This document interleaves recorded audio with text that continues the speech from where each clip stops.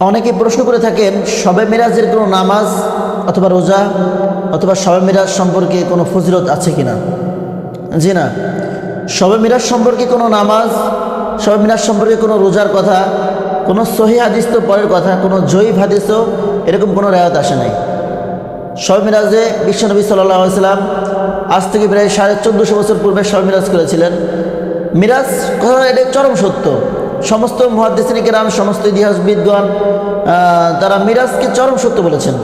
কিন্তু মিরাজ যে কয় তারিখে হয়েছে, আসলে আমরা যে রজব মাসের 17 তারিখ 27 তারিখে যে আমরা এই শবে মিরাজটা করে থাকি, এই বিষয়ে আসলে কি আদৌ 27 তারিখে মিরাজ হয়েছে কিনা, কিংবা সবে রজব মাসে হয়েছে কিনা, কিংবা শাওয়াল মাসে হয়েছে কিনা, এই নিয়ে বিশাল লম্বা মতভেদ রয়ে গেছে।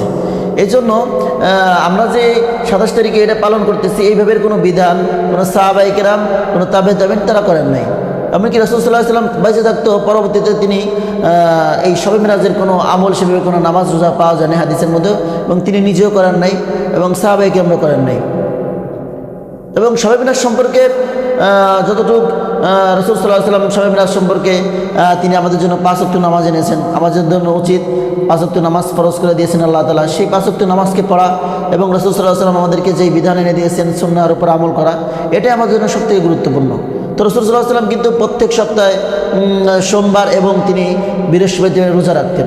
যদি রাসূল সাল্লাল্লাহু আলাইহি ওয়াসাল্লামের এই সুন্নাহকে আমল করতে পারি, তার থেকে বেশি সওয়াব।